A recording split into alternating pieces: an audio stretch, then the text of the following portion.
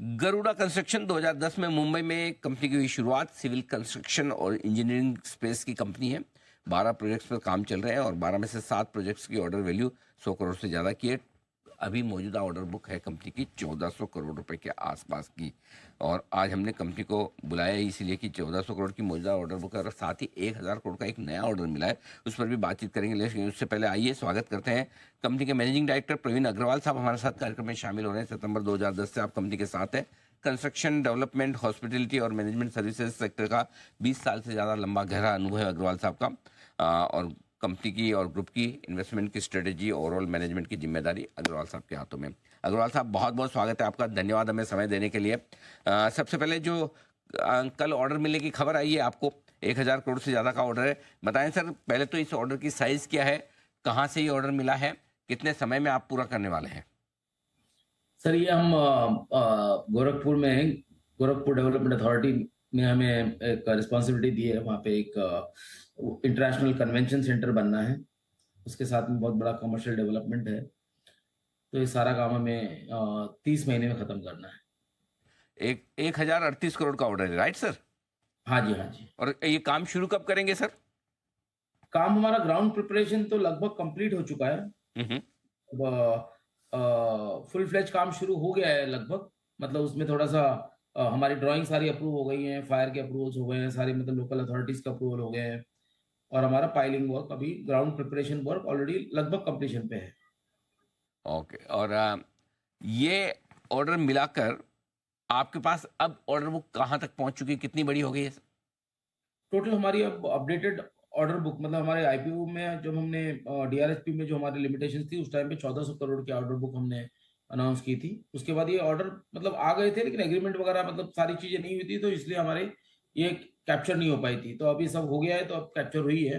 तो total order book now stands eight 2800 crore approximately. 1400 crore plus 1000 crore और थोड़े और मिला के 2800 करोड़।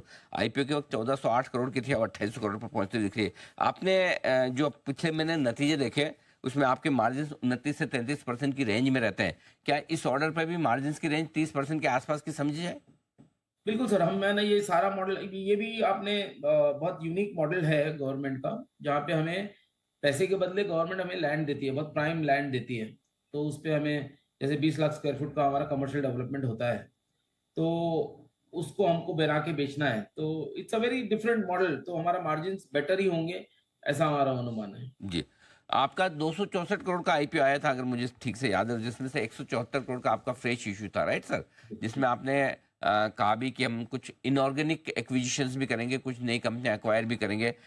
उस दिशा में क्या प्रोग्रेस हो रही है? बाकी पैसों का इस्तेमाल कंपनी ने अब तक कितना और कहाँ किया है सर?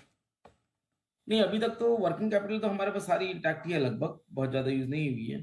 तो इनऑर्गेनिक ग्रोथ का भी पैसा रिजर्व में है।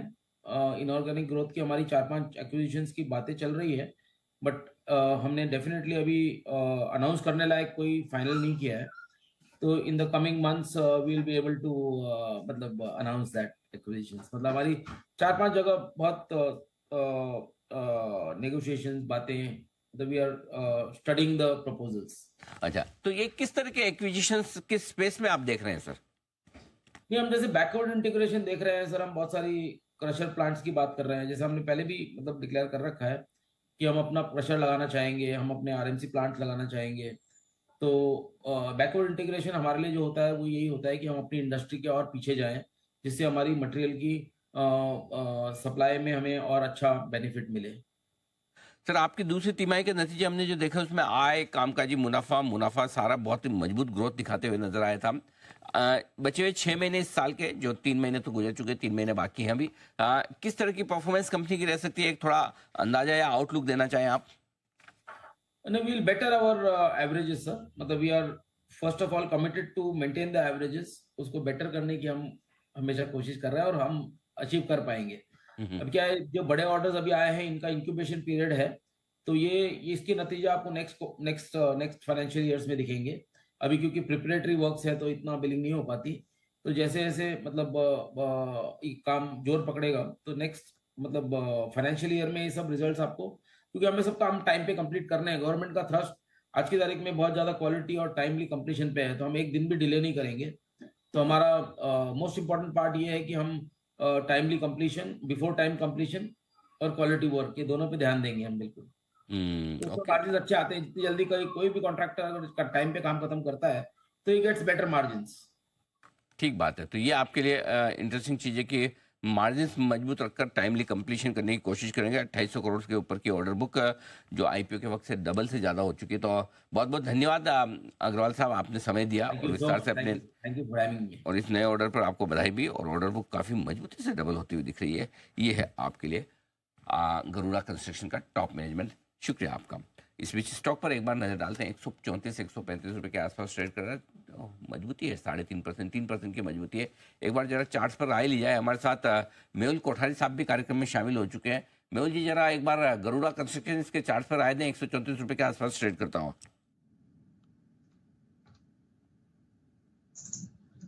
Good morning Anil ji. देखिए, न्यूली लिस्टेड स्टॉक है, ज्यादा डेटा तो नहीं है, बट यस जितना भी चार्ट है उससे ये पता लग रहा है कि यहाँ पर एक अच्छा सपोर्ट था इस काउंटर को 110 के आसपास, वहां से घूमा 115 के आसपास से घूमा है। तो यहाँ पर थोड़ा सा वापस अगर डिप आता तो 110 के स्टॉप लॉस से फिर से खरीदारी की जा सकती है। अपसाइड पे एक रेजिस्टेंस रहेगा 153 155 का, जो कि उसका ऑल टाइम हाई है, कल का सेशन का ही हाई है।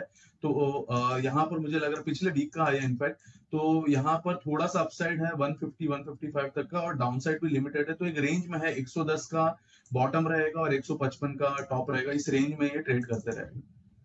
तो और 155 नीचे ये रेंज है आपके लिए जिस पर ट्रेड करने की संभावना गरुड़ा कंस्ट्रक्शन। बंसल जी भी कुछ इस पर विशेष टिप्पणी करना चाहता है। जी बंसल जी।